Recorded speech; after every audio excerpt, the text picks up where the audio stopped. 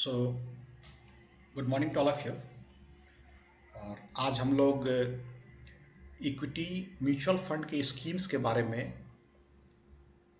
थोड़ा सा जानकारी हासिल करते हैं कि इक्विटी म्यूचुअल फंड के रिस्क और रिटर्न, ये दो पैरामीटर्स बड़े इंपॉर्टेंट हैं। तो इस दो पैरामीटर के ऊपर में इक्विटी म्यूचुअल फंड को किस तरीके से प्लेस किया जाता है, आप देखेंगे जो क्लासिफिकेशन किया गया है म्यूचुअल फंड के स्कीम्स का।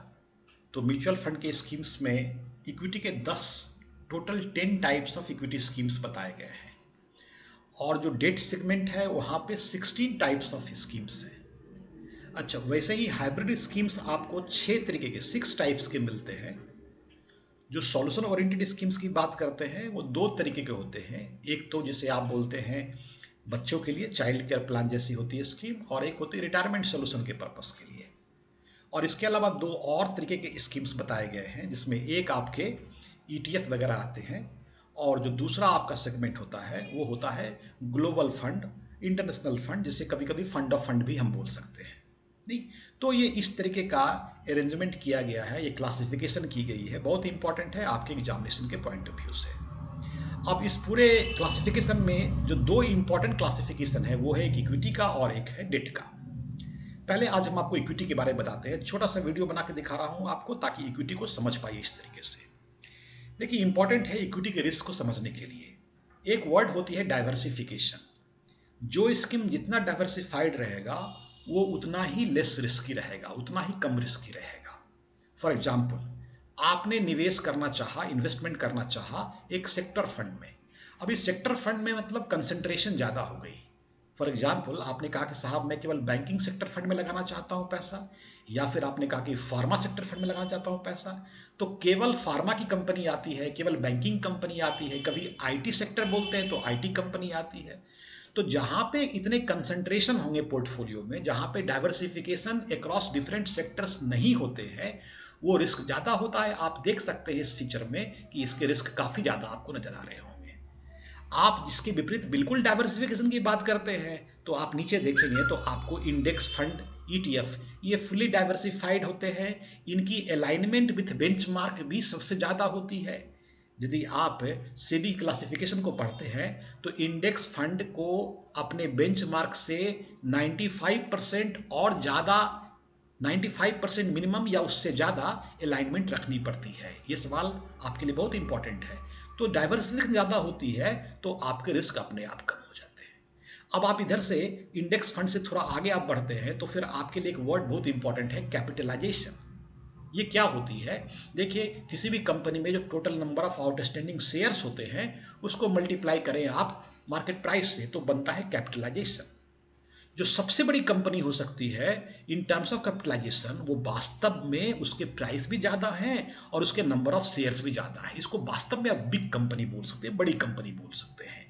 ऐसा देखा जाता है जो बड़ी कंपनियां होती हैं वो काफ़ी हद तक स्टेबल होती हैं, उनके प्राइस काफ़ी स्टेबल मिलेंगे आपको। वो बाजार के दिशा के हिसाब से बढ़ते और घटते हैं, और उनका वॉलेटिलिटी काफ़ी कंट्रोल्ड होता है। प्राइस में परिवर्तन, चेंजेज इन प्राइस, वो काफ़ी कंट्रोल्ड होते हैं। वो बाजार के हिसाब से चलते हैं, बाजार के साथ चलते हैं। इसलिए आप पाइएगा कि लार्ज कैप जो है सो कम रिस्की है, मिड कैप उससे ज़्यादा रिस्की पाएंगे, और स्मॉल कैप उससे भी ज़्यादा रिस्की पाएंगे। अब देखिए, जो कॉम्बिनेशन बनाई जाती है, जैसे हमने ये बोला लार्ज कैप डाइवर्सिफाइड, तो केवल लार्ज कैप कंपनी आपने रख लिया वहां पे। अब केवल लार्ज कैप डाइवर्सिफाइड बोलते हैं तो ध्यान रखिएगा कि उस लार्ज कैप के पोर्टफोलियो में जो लार्ज कैप की मात्रा होगी वो सेबी के नियमों के हिसाब से कम 80% होनी चाहिए।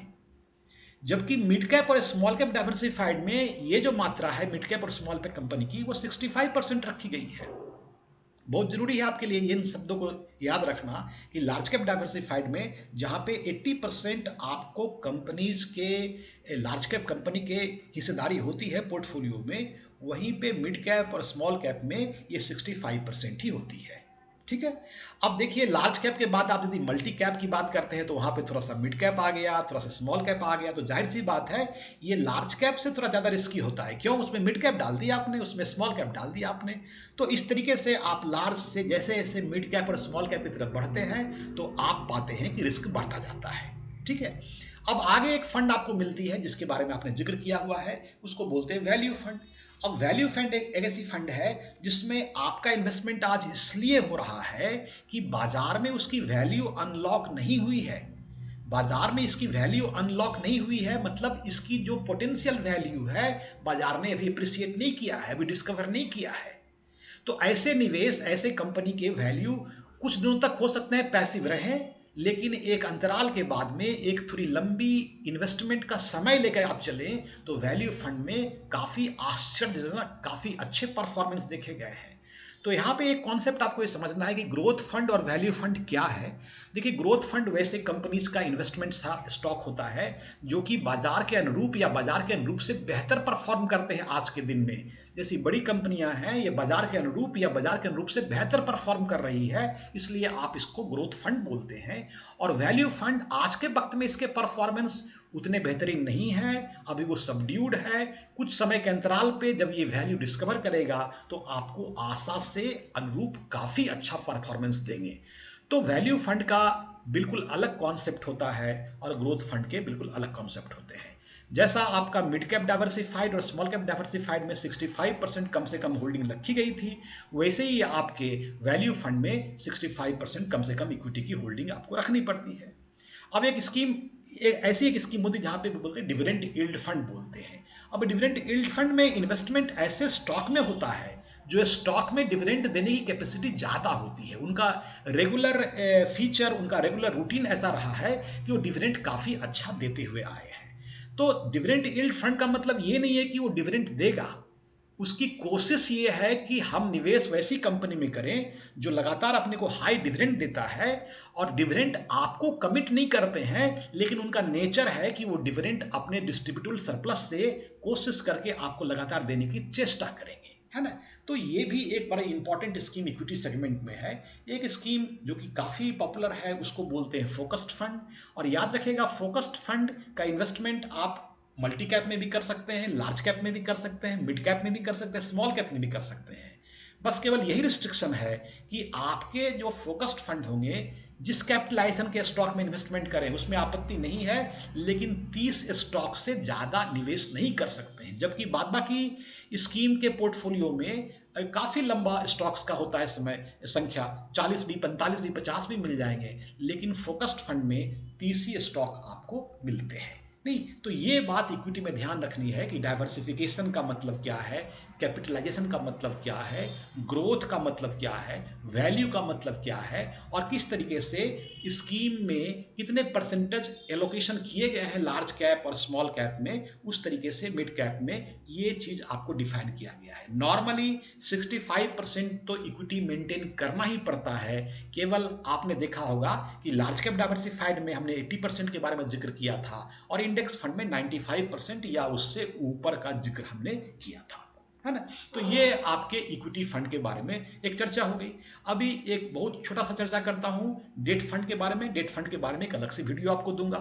डेट फंड में जो आपके स्कीम्स हैं वो दो तरीके से कैटेगराइज किए गए हैं। टोटल 16 स्कीम होते हैं। एक को आप बोल सकते हैं वैसी स्कीम है जो इंटरेस्ट रेट रिस्क ले रही है, और दूसरी ऐसी स्कीम है जो क्रेडिट रिस्क ले रही है। तो इंटरेस्ट रेट रिस्क क्या है आपको पता है, जितना लंबा बॉन्ड का पोर्टफोलियो होता है उतनी ही ज्यादा उसमें इंटरेस्ट रेट रिस्क होती है। इंटरेस्ट रेट रिस्क किसी बॉन्ड में जो होने वाले चेंजेस होते हैं प्राइस में on account of change in interest rate के घटने बढ़ने से बॉन्ड की वैल्यू में परिवर्तन होता है। इस परिवर्तन को हम इंटरेस्ट रेट रिस्क कहते हैं, और इसका मेजरमेंट करने के लिए एक पॉपुलर वर्ड है ड्यूरेशन, है ना। एवरेज मैच्योरिटी या ड्यूरेशन काफी पॉपुलर वर्ड है, प्रिसाइज है, तो ड्यूरेशन का प्रयोग करते हैं। तो आपको ये फर्क में आ गया होगा कि लंबे समय का पोर्टफोलियो आप लेते हैं जिसकी लंबी एवरेज मैच्योरिटी होती है, लंबी ड्यूरेशन होती है, तो वैसे बॉन्ड में इंटरेस्ट रेट ज्यादा होती है। इसलिए आप देखते हैं कि ओवरनाइट फंड एक वन नाइट फंड की मैच्योरिटी लेके चलते हैं ना, इसकी मैच्योरिटी 1 नाइट की होती है, 1 डे की होती है। लिक्विड फंड 90 डेज की होती है। Money market fund less than 1 year की होती है। अल्ट्रा शॉर्ट टर्म 6 मंथ से 1 ईयर की होती है। शॉर्ट टर्म डेट फंड 1.5 साल से 2 साल के आसपास की होती है। मीडियम टर्म तो आपके 3 साल के आसपास के हो जाते हैं। लॉन्ग टर्म 7 साल के हो जाते हैं, 8 साल के हो जाते हैं। और एक फंड ऐसी ही बनी है कि गिल्ट में जो 10 ईयर के गिल्ट्स होते हैं केवल वही रखे जाते हैं। तो काफी लंबा टेन्योर हो गया, काफी लंबी मैच्योरिटी होगी, काफी लंबा ड्यूरेशन हो गया, तो यहाँ पे इंटरेस्ट रेट रिस्क बढ़ रहे हैं, ये खास ख्याल रखनी है। जो दूसरी स्कीम आप जो पढ़ते हैं, जिसके बारे में हम बाद में चर्चा और करेंगे, वो है क्रेडिट रिस्क फंड। जैसे जैसे आप उन स्टॉक्स में इन्वेस्टमेंट करते हैं पोर्टफोलियो के पैसे से जहां पे क्रेडिट वर्थिनेस कम होती जाती है और क्रेडिट रिस्क बढ़ जाती है और क्रेडिट स्प्रेड बढ़ जाता है, तो उस तरह के पोर्टफोलियो में रिटर्न तो जरूर बढ़ती है, लेकिन साथ में क्रेडिट रिस्क बढ़ जाती है। तो आपसे सवाल ये करूं कि साहब सबसे कम क्रेडिट रिस्क वाली कौन सी स्कीम होगी, तो आप बोलेंगे वैसा स्कीम बॉन्ड का जिसमें केवल गवर्नमेंट के बॉन्ड्स हों, कोई प्राइवेट बॉन्ड नहीं हो, केवल गवर्नमेंट के बॉन्ड। तो गवर्नमेंट के बॉन्ड को सॉवरेन बॉन्ड बोलते हैं, जैसे जीसेक हो गए और ट्रेजरी बिल्स हो गए और स्टेट डेवलपमेंटल लोन्स हो गए, एसडीएल बोलते हैं। तो इन तीन बॉन्ड को हमने बोला है जीरो रिस्क। जीरो रिस्क मतलब क्रेडिट रिस्क से फ्री है ये तीनों सॉवरेन बॉन्ड हैं। इट इज एज्यूम्ड कि गवर्नमेंट कभी डिफॉल्ट नहीं कर सकती है, करेक्ट। तो ये सबसे कम क्रेडिट रिस्क वाले फंड होते हैं। इसके बाद यदि आप बढ़ते जाते हैं तो आपको बड़े महत्वपूर्ण बॉन्ड मिलते हैं, जैसे पीएसयू बॉन्ड, जैसे उसके आगे कॉर्पोरेट बॉन्ड, और सबसे रिस्की यदि इस सेगमेंट का आप बात करते हैं तो credit risk fund. Credit risk fund में जो हमारे बॉन्ड्स होते हैं उनकी क्लासिफिकेशन कर दी गई है कि जो क्रेडिट रिस्क फंड में बॉन्ड रखे जाएंगे वो तकरीबन AA+ से नीचे की क्वालिटी के बॉन्ड होंगे, और वो 65% एसेट्स पोर्टफोलियो के AA+ बॉन्ड के नीचे के होंगे, है ना। तो ये ध्यान रखना है, the minimum investment in corporate bonds shall be 65% of total assets, है ना, ओनली इन AA। मतलब आपको AA+ से नीचे के बॉन्ड में होंगे। AA बॉन्ड लेते हैं, ऐसा क्यों लेते हैं? क्योंकि हमारा यील्ड स्प्रेड बड़ा हो जाता है और हमारे रिटर्न बड़े हो जाते हैं, करेक्ट ना, ज्यादा हो जाते हैं। इसके विपरीत गिल्ट फंड में आपने कहा कि साहब जो भी इन्वेस्टमेंट आप कर रहे हैं वो जीसेक में कर रहे हैं, टी बिल्स में कर रहे हैं, यहाँ भी एक लिमिट दी गई है, the minimum investment in G-sec is defined to be 80% of total assets, नहीं तो across different maturity। तो इसलिए इस तरीके से different bonds की भी ये चर्चाएं की गई हैं। तो आपको थोड़ा ध्यान देना पड़ेगा इसके बारे में कि इक्विटी और डेट सेगमेंट के जो दो स्कीम्स हैं उसको किस तरीके से आप समझें और उसको किस तरीके से रिस्क और रिटर्न पैरामीटर पे आप एक्सप्लेन कर पाए। इसको सुने बार बार, और फिर मैं इसके बाद एक और आपको वीडियो इसका भेज रहा हूँ।